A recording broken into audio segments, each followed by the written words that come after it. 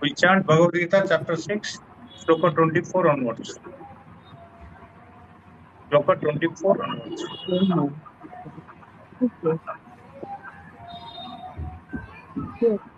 Sankalpa prabhavan kaman tva sarvan asesataha manasyaindriya gamam viniyamya samantada yato nischarati manassanchalanasthiram tatastato niyamaidat atmaneva vasamnaye prasanta manasam venam yoginam sukhamuttamam upeti santarajasam brahma bhutad akalpasam युञ्जनैव सदात्मानं योगी विगत कल्मषः सुखेन ब्रह्म संस्पर्शम् अत्यन्तं सुखमश्नुते ततमात्मानं भूतस्थमात्मानं सर्वभूतानि चात्मनि ईक्षते योगो युक्तात्मा तत्र सर्वदर्शन श्लोक 30 योमं पश्यति सर्वत्र सर्वं च मयि पश्यति तस्याहं न प्रणश्यामि स च मे न प्रणश्यति. So here we come to sloka 30 of Bhagavad Gita chapter 6. The last class I had said also that when you are absorbed in him, when your mind is self-absorbed and you have a vision of equanimity, everywhere the same Bhagavan is pervading everywhere. So that means you yourself, you are existing in everything, and everything is also existing in the self. So there is no difference. You and everything else, there is a presence. Your presence is there everywhere, and everything is present in you.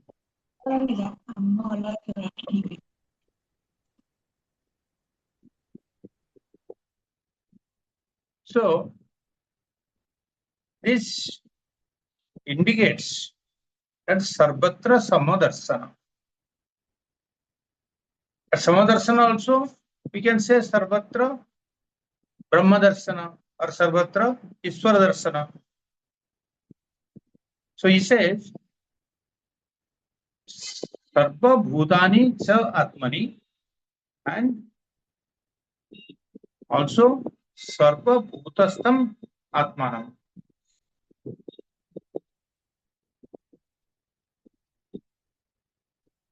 That is the truth. And that is what we are striving to achieve, to have that Samadarsana. Now, in this sloka 30, more or less same idea is being repeated in a little different words. Yomam pasyati sarvatra. Ya, mam pasyati sarvatra. Mam means me, the person. Ya, person who sees me everywhere.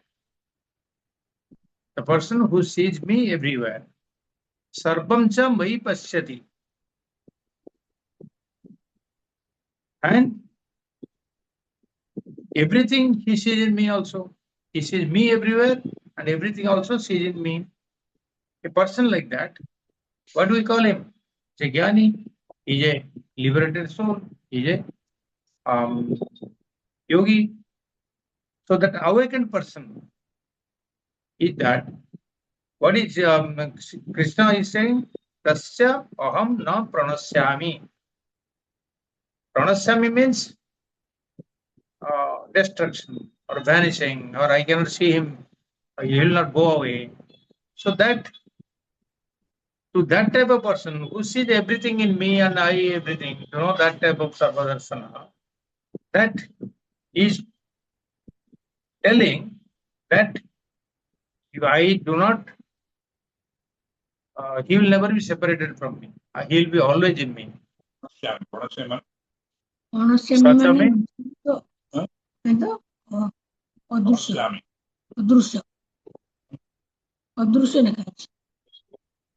so he will not, he will be always in my sight. I will never allow him to perish or vanish.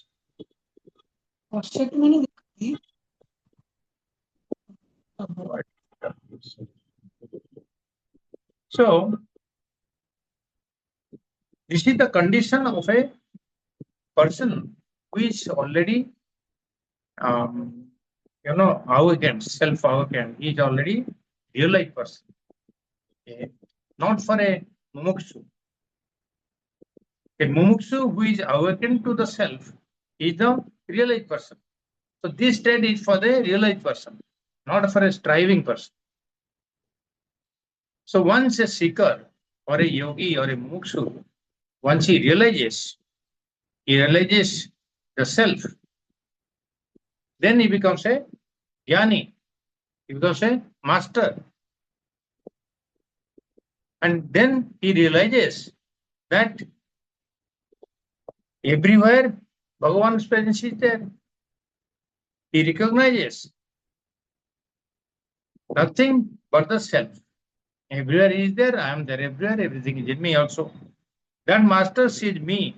Me means that Bhagavad Tattva, Bhagavan. That master sees me in everything and sees all things in me. More or less same concept is being declared. But then he is saying that I do not allow that person to perish or vanish from my sight. That means he becomes very favorite to Bhagavan. So here, you see, as a study of Vedanta, we must understand everywhere that first person singular term is used. I, me, like that is used. No? Mam, aham, all that is being used.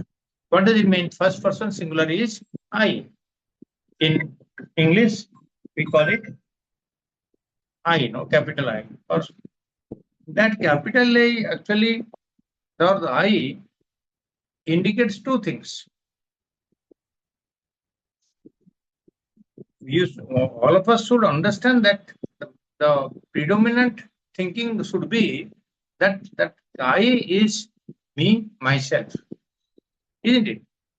We also know this is me, myself. That the self cannot be separated from me at any time. Can it be? Can I ever say that I am not here or I don't exist? Can I say any time? I and me are always together. Isn't it? So same way, we should understand that the self is ever present, ever existent. So that can never be separated from me, that I. But then that which cannot be separated from me is the I, which is the self, which is the Atma, which is the Brahman. Do you understand? All this, what you are talking, is that I, me, myself, the self are one only. There cannot be a separation. But practically what we are doing, that self we are always separating. We are thinking that I am not this capital I am not the Atma. I have a Atma. This is what we are thinking. Isn't it? You are never, think clearly, you never think that I am the Atma. I always think that I have a Atma. So, that what we say, I have a Atma, that I is not the capital I, but is the small I. The small I is what? The ego, the ahankara. So that ego keeps harping me, myself, my things, my mother, my father, my children, all this me, mine, that ego harps. Ego has the attachment. Ego says that I am doing the work and I am getting the result. I am the doer, I am the enjoyer. Who says? The ego says. This is what is my intellectual understanding. It is not the spiritual understanding or Vedantic understanding. Vedantic understanding is I, myself, is that supreme self. Yes, I am there, but I, the supreme self, the Atma, not this ego, not this ahankara. That intellectual understanding is lacking the real understanding of the self, isn't it? I think that I know myself, but I don't know myself. That intellectual understanding that I am doing all this is actually I am not doing anything. I, the Atma, is not doing anything. It's only the Ahankara is doing it. So as long as I am associated with this Ahankara, I mean I, the Ahankara, then I'm associating with the ego and then with the body, mind, intellect, and all the paraphernalia, all the relations, all the works, all the actions, all the results, everywhere I'm associated. So I claim that I am performing an action, I will get the result, so and I will enjoy the result or I will suffer myself. So this is happening because of my intellectual understanding at the mind level, intellect level, at the buddhi level. So you have to go beyond the buddhi, go beyond the intellect to understand that subtler than the subtlest I is that pure self, the Atma. So question is, how do you go beyond that intellect? How can you transcend the intellect? And if you transcend, then what happened to the ego? So all the time, the whole life you are holding onto the ego, ahankara. What happens to that? So the transcending the ego is, as I have told you, is through the process of nididhyasana. Okay, I have explained to you earlier also, last time also, through the process of nididhyasana. Because this misapprehension that I am the ahankara, that has happened over a long period of time, over many years and many generations or many lives. So it takes a long time. It is there already embedded in my subconscious mind. So it has to go out of that subconscious mind. For that, I have to work on slowly and steadily. Give the signal to the subconscious mind that I am not this body, mind, intellect, or the ego. And slowly, it will come and assert myself that Aham Brahmasmi. I am that Atma, I am the pure self, I am the creator, I am the destroyer. Once slowly, it brings into your mind, and you also realize, only when you realize that you are the pure self, then you become a realized person. Nothing more. When you realize, you are a realized person. Okay? But then that, what happens to the ego? Because all that you are experiencing here now is through the ego only, through the ahankara only. Because without ahankara, you cannot have experience.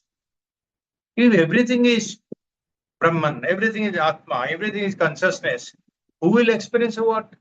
The moment you experience something, that means there is an object of experience and you are the subject of experience. That means there is dvaita, duality. The two things are there. In fact, there are three things like that, The experience by the action, the experience, the experiencer, and the object of experience. Always triad is there. Three things always there. So in we have established that Advaita is the uh, you know primary uh, primary goal and also the end. The Brahman is Advaita. This is what we come to. And once you understand that Brahma Vidya of Advaitam, then all your the results we know what happens. So that through the process of Vijnasana, when you slowly emphasize that I am not this body, mind, intellect, I am that Paramatma, I am that all pervading, I am the Sivoham. Then you recognize that eternal self. Once the eternal self is recognized, the ego rediscovers itself. The ego rediscovers its own real essence, what it was and what is now. So he comes to understand that this is not my true nature. My true nature is that eternal self. So that means the ahankara loses its vanity and it merges with the pure self. This is what we discussed or agreed on the last sloka. There was this word called Brahma Sasparsam. There is a word called Brahma Sasparsam, not last one in sloka 28. Sukhena Brahma Sasparsam Atyantam Sughamasnude. So this is what Brahma Sasparsam. That means your ego gets destroyed and merges with the pure self. So how does it happen? Our Gurudev Swami Chinmaya says very beautifully there, where the seeker is sitting for meditation, and then a time comes when he has got that thought of Brahman or thought of Bhagavan. In the Gurudev says that in the white heat of meditation, he gets his mind purified and rises to the last domain or last frontier of intellect. Because that intellect supports all this. Whatever you are thinking or not thinking, that intellectually supports it. But through meditation, you make the last leap and you go beyond the intellect and you transcend the intellect. After that, then there is no difference between the ego and the self. The ahankara merges with the pure self. And it becomes one homogeneous entity. For example, when you're dreaming, we always come to the three states, waker, dreamer, and deep sleep. When you're dreaming, you have a separate entity, separate identification. I am dreaming, I am the doer in that, I am chasing the lions, or I am flying in the sky. All that you are doing, you are the doer.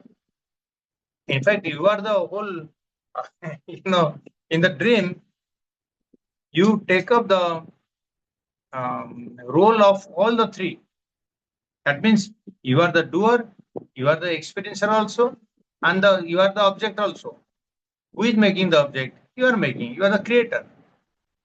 You are creator of the objects or the people or the animals or whatever it is. You are the creator, you are the destroyer, you are the enjoyer. But this identity that I am doing this goes on throughout the dream. But when you wake up, you say it's a dream. No, it's not real. But what does it mean? That the dreamer becomes the waker. The dreamer becomes a waker. There is a total merger. There is no difference. You will not say, no, I was the dreamer that time, now I am waker. No, the dreamer becomes the waker. The dreamer never recognizes that the waker is separate entity and I am separate. I'll stay like the dreamer and come back when I sleep, when the body goes to sleep again. It's not like that. It's the same dreamer becomes the waker, same waker becomes the dreamer. So this is the fact and this is the conviction of all Advaitins. Advaitins means who believe in the Advaita philosophy. All other philosophies in Hinduism and everywhere else also, especially the Dvaitins, the dualists, they find it difficult to accept. How I, the finite body, mind, intellect, how I can become infinite self? This is the doubt everybody's mind. How I can become a different? I cannot become Bhagavan. I am the Jiva. How can I become Bhagavan? So the real nature, the pure nature of myself, I do not accept myself. The people, the Dvaitins hesitate. Hesitate what? They don't want to give up their ego. Thoda sa ego rahega. Even if they go to the Swargaloka, even if they go to the Vaikuntapura, they want to remain as little different. There in that thought process, the liberation or the moksha is not Kaivalya moksha. It is the like Sarupa, भगवान का रूप ले लेगा, भगवान के पास में रहेगा, भगवान का नेचर ले लेगा. All that different types of moksha are there. Salokya, Saropya, like that, They never think that they can be merged with the Bhagavan's self. That means with the pure self. Because they retain that state of individuality.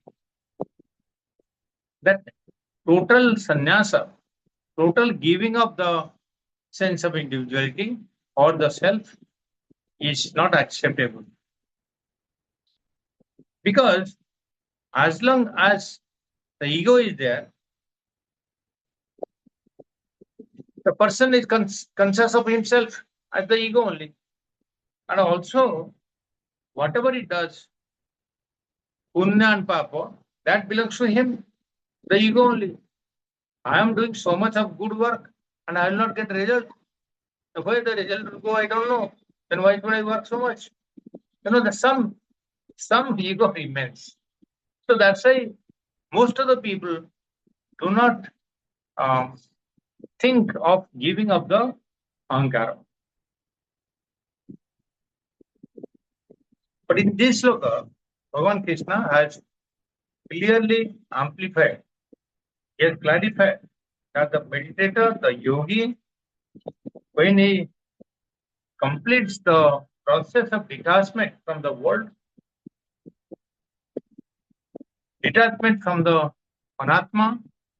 Anatma means everything else is anatma. Only the atma is atma and nothing else is there.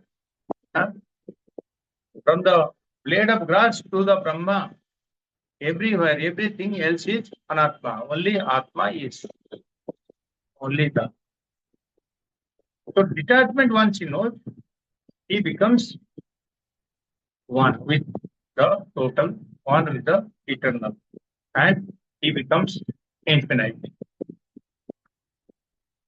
It may become sound, impossible or not feasible, but this is the truth, and this is what we are striving for. All our life, all our sadhanas are for that. This is the ultimate experience of all our rishis, all our Mahatmas, all our Gurus, even the persons of preachers of other religions also, this is the experience. They become one with the pure self. The sense of other traditions also experience this. In essence, what does it mean? The self in the individual is the self everywhere. There is no separation between the individual and the total.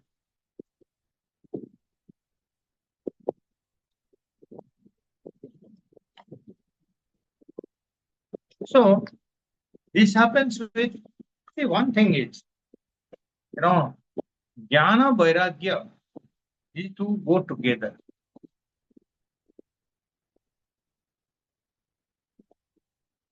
Jnana and vairagya. Jnana is knowledge of the self, but that will not take you far unless you have the vairagya. That means detachment. Vairagya doesn't mean that you throw everything. It's a mental detachment. When we are attached to the unreal world and we are divorced from the real self, our ego is there.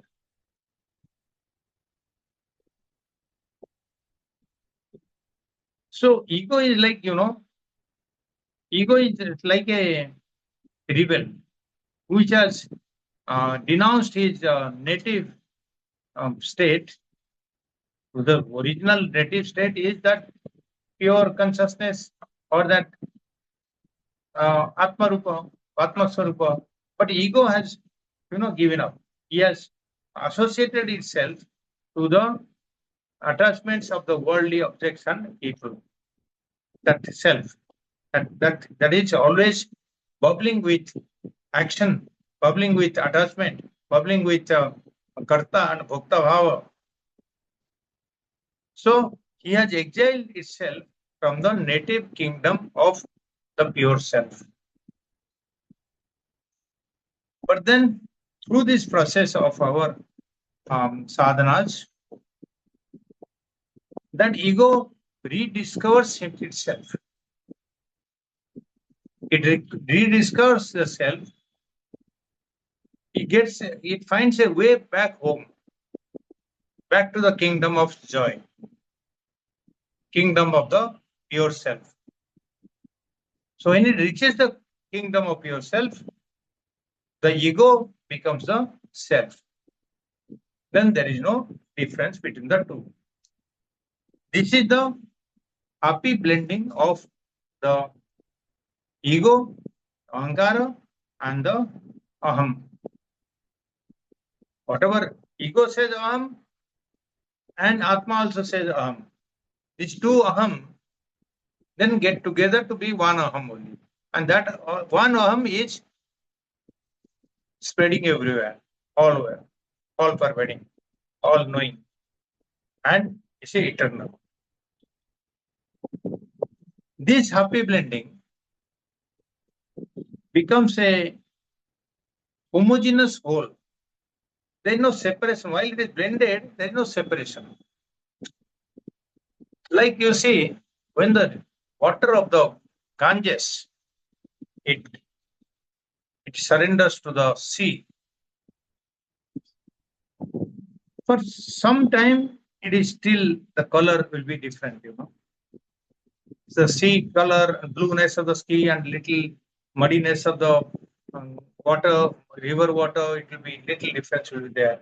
But after that, it becomes one, totally blended. There is no difference, and that you can say, no, this is Ganga water in the sea. You cannot say that. It is all ocean. Total merger, homogeneous merger.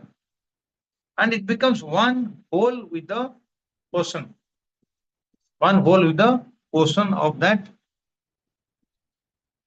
Satpurusha, that Paramatma. There is no distinction between that Ahankara and Aham.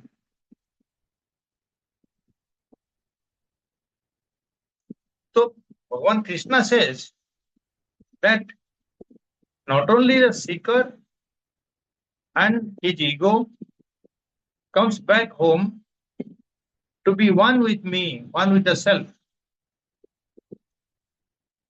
but I, the self, also becomes homogeneous with one with that Ahankara also.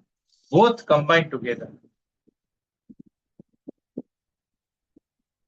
Because there is only one self, there is not two. Originally, there is not two. It is only deluded misconception that I am separate.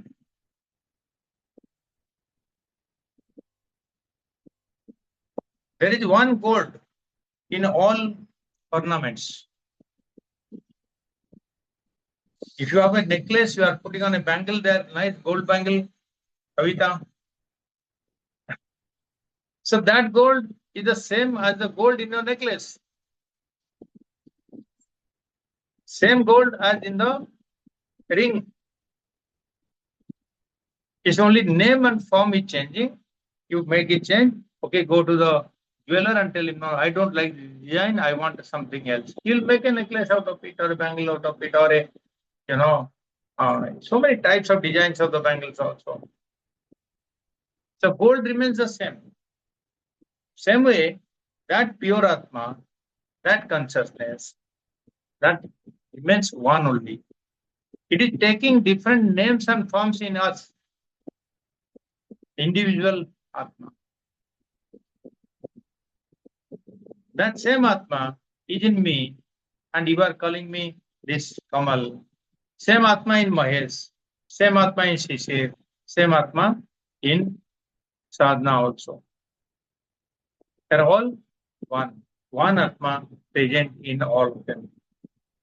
Only different names and forms. Another example. So, there are plays taking place, drama करते हैं. So one person, suppose he acts as a beggar. So he puts on all these dresses which will show him as a beggar. And he plays his role well. He'll come, Viksham Dehi, he'll ask for alms and he'll do that. But even if he's begging, does he become a beggar? No. He remains that person. He knows that I am doing the role of a beggar, and as long as my play is there, my role is there, I'll continue to be the beggar. The moment his role is over, he drops that part, he becomes one in himself, original self. He goes back to his original state. So that real, so it is said that real self, the I, is always misguided. The Ahankara, is a misguided God. Atma is also God, we say, isn't it? The I am Ahankara is a misguided God. I have missed up my apprehension, my knowledge that I am the Ahankara, that I am the limited self, that I am Alpa Buddhi, Alpa Jnana, Alpa Bala, all that, everything little. That knowledge is misguided, and I have taken it from different sources and I limit myself. So I am a misguided God. So I think that I am a limited person. A misguided God is a man. But the same man, when he's guided, when he rediscovers his true self, he regains the original pristine nature of God. God, the infinite reality. So now you think that, yes, I am the pure self, the God.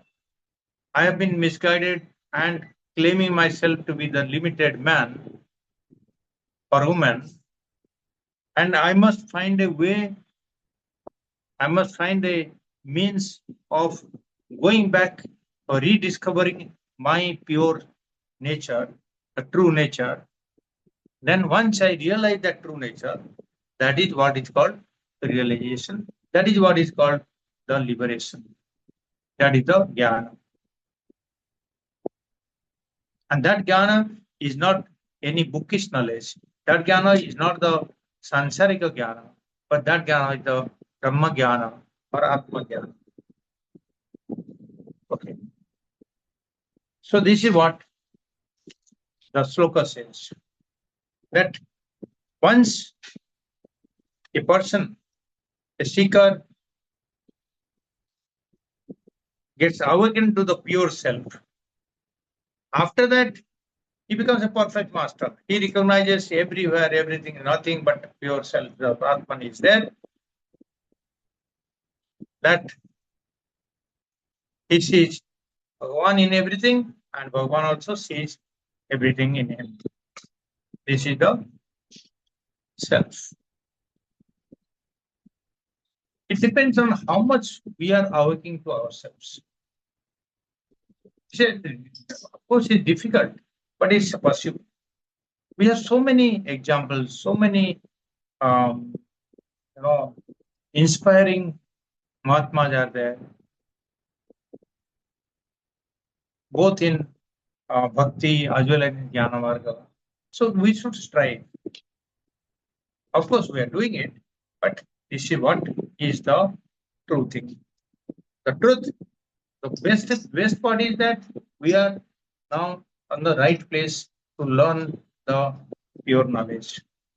There are many streams of thoughts. There are many ways of many uh, sannyasis or many mahatmas. They are giving the pravachans. They are talking so much, but they are not based on the jnana, not based on the Upanishads or the Shastras. As you know, is you should have a guru who is Shrotriya Brahmanista. That means he should have the knowledge of the scriptures and he should be able to express that and convey that to you. So we are in the right track and I'm happy about it. So we will uh, conclude it here and then do some practice of guided meditation. Okay. Shall we do or not? Yes, sir. Good. Thank you. Let's get ready for the flying high. Okay. Okay. Okay. I'll close up. Thank you. Thank you. Carry on.